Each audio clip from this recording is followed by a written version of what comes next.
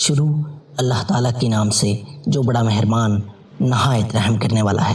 یہ بہت ہی اہم اور نہایت ہی شاندار قرآنی واقعہ ہے، اور اسی واقعہ کی وجہ سے قرآن مجید کی سورت کا نام سورت بقرہ گائے والی سورت رکھا گیا ہے۔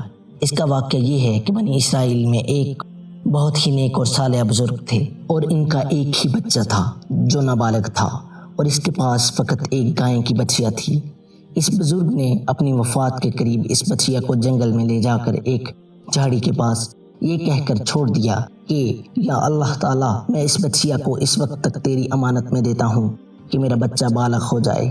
اس کے بعد اس بزرگ کی وفات ہو گئی، اور بچیا چند دنوں میں بڑی ہو کر درمیانی عمر کی ہو گئی، اور بچہ جوان ہو کر اپنی ماں کا بہت ہی فرما بردار اور انتہائی نیکوکار ہوا۔ اس نے اپنی رات کو 3 حصوں میں تقسیم کر رکھا تھا۔ ایک حصہ میں سوتا تھا، اور ایک حصہ میں عبادت کرتا تھا، اور ایک حصہ میں اپنی ماں کی خدمت کرتا تھا، اور روزانہ صبح کو جنگل سے لکڑیاں کاٹ کر لاتا اور ان کی فروخت کر کے 1/3 رقم صدقہ کر دیتا، اور 1/3 اپنی ذات پر خرچ کرتا تھا، اور 1/3 رقم اپنی والدہ کو دے دیتا۔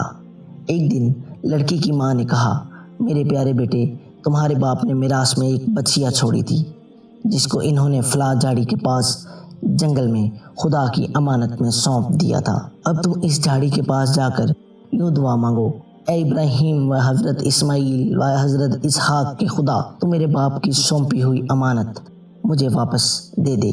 اور اس بچیا کی نشانی یہ ہے کہ یہ پیلے رنگ کی ہے، اور اس کی کھال اس طرح چمک رہی ہوگی کہ گویا سورج کی کرنیں اس میں نکل رہی ہوں گی۔ یہ سن کر لڑکا جنگل میں اس جھاڑی کے پاس گیا اور دعا مانگی، تو فوراً ہی وہ گائے دوڑتی ہوئی آ کر اس کے پاس کھڑی ہو گئی، اور یہ اس کو پکڑ کر گھر لایا۔ تو اس کی ماں نے کہا، بیٹا، تم اس گائے کو لے کر بازار میں 3 دینار میں فروخت کر ڈالو، لیکن کسی گاہک کو بغیر مشورہ کے مت دینا۔ ان دنوں بازار میں گائے کی قیمت 3 دینار تھی۔ بازار میں ایک گاہک آیا جو در حقیقت فرشتہ تھا۔ اس نے کہا کہ میں گائے کی قیمت 3 دینار سے زیادہ دوں گا، مگر تم ماں سے مشورہ کیے بغیر گائے میرے ہاتھ فروخت کر ڈالو۔ لڑکے نے کہا کہ تم خواہ کتنی بھی زیادہ قیمت دو، مگر میں اپنی ماں سے مشورہ کیے بغیر ہرگز اس گائے کو نہیں بیچوں گا۔ لڑکے نے سارا ماجرا بیان کیا، تو ماں نے کہا، یہ گاہک شاید کوئی فرشتہ ہو، تو اے بیٹے، تم اس سے مشورہ کرو کہ ہم اس گائے کو ابھی فروخت کریں یا نہ کریں۔ چنانچہ لڑکے نے بازار میں جب اس گاہک سے مشورہ کیا تو اس نے کہا، ابھی تم اس گائے کو فروخت نہ کرو، آئندہ اس گائے کو حضرت موسیٰ علیہ السلام کے لوگ خریدیں گے تو تم اس گائے کے چمڑے میں بھر کر سونا اس کی قیمت طلب کرنا، تو وہ لوگ اتنی ہی قیمت دے کر خریدیں گے۔ چنانچہ چند ہی دنوں کے بعد بنی اسرائیل کے ایک بہت مالدار آدمی کو، جس کا نام عامیل تھا، اس کے چچا کے دونوں لڑکوں نے اس کو قتل کر دیا اور اس کی لاش کو ایک ویرانے میں ڈال دیا۔ صبح کو قتل کی تلاش شروع ہوئی، مگر جب کوئی سراغ نہ ملا تو کچھ لوگ حضرت موسیٰ علیہ السلام کی خدمت میں حاضر ہوئے اور قاتل کا پتہ پوچھا، تو آپ نے فرمایا کہ تم لوگ ایک گائے ذبح کرو، اس کی زبان یا دم کی ہڈی سے لاش کو مارو، تو وہ زندہ ہو کر خود ہی اپنے قاتل کا نام بتا دے گا۔ یہ سن کر بنی اسرائیل نے گائے کا رنگ، اس کی عمر وغیرہ کے بارے میں بحث و کرید شروع کر دی، اور بآخر جب وہ اچھی طرح سمجھ گئے کہ فلاں قسم کی گائے چاہیے تو ایسی گائے کی تلاش شروع کر دی، یہاں تک کہ جب یہ لوگ اس لڑکے کی گائے کے پاس پہنچے تو ہو بہو یہ ایسی ہی گائے تھی جس کی ان لوگوں کو ضرورت تھی۔ چنانچہ ان لوگوں نے گائے کو اس چمڑے میں بھر کر سونا اس کی قیمت دے کر خریدا، اور ذبح کر کے اس کی زبان یا دم کی ہڈی سے مقتول کی لاش کو مارا، تو وہ زندہ ہو کر بول اٹھا کہ میرے قاتل میرے چچا کے دونوں لڑکے ہیں، جنہوں نے میرے مال کے لالچ میں مجھ کو قتل کر دیا۔ یہ بتا کر پھر وہ مر گیا۔ چنانچہ ان دونوں قاتلوں کو قصاص میں قتل کر دیا گیا، اور مرد صالحہ کا لڑکا جو اپنی ماں کا فرما بردار تھا کثیر دولت سے مالا مال ہو گیا۔ اس پورے مضمون کو قرآن مجید کی مقدس آیتوں میں اس طرح بیان فرمایا گیا ہے، اور جب موسیٰ نے اپنی قوم سے فرمایا کہ خدا تمہیں حکم دیتا ہے کہ ایک گائے ذبح کرو، تو وہ لوگ بولے کہ کیا آپ ہم سے مذاق کرتے ہیں؟ تو آپ نے فرمایا، پناہ خدا کے کہ میں جاہلوں میں سے ہو جاؤں۔ تو ان لوگوں نے کہا کہ آپ اپنے رب سے دعا کیجیے کہ وہ ہمیں بتا دے کہ کیسی گائیں ہونی چاہیے۔ تو آپ نے فرمایا اللہ تعالیٰ فرماتا ہے کہ وہ ایسی گائیں ہوں جو بوڑھی ہو نہ بچیا، بلکہ ان دونوں عمروں کے درمیان ہو، تو تم وہ کرو جس کا تمہیں حکم ہوتا ہے۔ وہ لوگ بولے کہ آپ اپنے رب سے دعا کیجیے کہ وہ ہمیں بتائے کہ اس کا رنگ کیسا ہو۔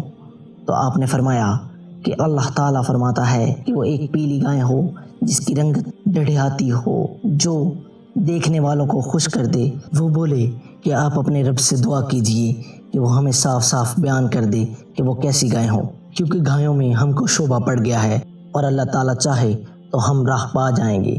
آپ نے فرمایا کہ وہ ایسی گائیں جو جس سے زمین جوتنے کی خدمت نہ لی جاتی ہو اور نہ وہ کھیت میں پانی بھرتی ہو، بے عیب ہو اور اس میں داغ بھی نہ ہو۔ یہ سن کر وہ لوگ بولے کہ اب آپ ٹھیک ٹھیک بات لائے۔ پھر ان لوگوں نے اس گائے کو ذبح کیا اور وہ ذبح کرتے معلوم نہ ہوتے تھے۔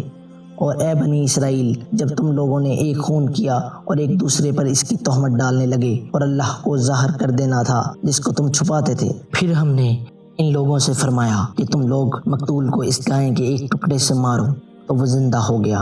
اور اللہ اس طرح مردوں کو زندہ فرمائے گا اور وہ اپنی نشانیاں تم لوگوں کو دکھاتا ہے تاکہ تم لوگ اس بات کو سمجھ لو۔ سورۃ بقرہ۔ درس ہدایت۔ اس واقعے سے بہت ہی عبرت انگیز اور نصیحت خیز باتیں اور احکام معلوم ہوئے۔ ان میں سے چند یہ ہیں جو یاد رکھنے کے قابل ہیں۔ خدا کے نیک بندوں کے چھوڑے ہوئے مال میں بہت خیر و برکت ہوتی ہے۔ دیکھ لو کہ اس مرد صالح نے صرف ایک بچیا چھوڑ کر وفات پائی تھی، مگر اللہ تعالیٰ نے اس میں اتنی برکت عطا فرما دی کہ اس کے وارثوں کو ایک بچیا کے ذریعے بے شمار دولت مل گئی۔ اس مرد صالح نے اولاد پر شفقت کرتے ہوئے بچیا کو اللہ کی امانت میں سونپا تھا، تو اس سے معلوم ہوا کہ اولاد پر شفقت رکھنا، اولاد کے لیے کچھ مال چھوڑ جانا، یہ اللہ والوں کا طریقہ ہے۔ ماں باپ کی فرما برداری اور خدمت گزاری کرنے والوں کے لیے خداوند کریم غیب سے بے شمار رزق کا سامان عطا فرما دیتا ہے۔ دیکھ لو کہ اس یتیم لڑکے کو ماں کی خدمت اور فرما برداری کی بدولت اللہ تعالیٰ نے کس قدر صاحب و مال اور خوشحال بنا دیا۔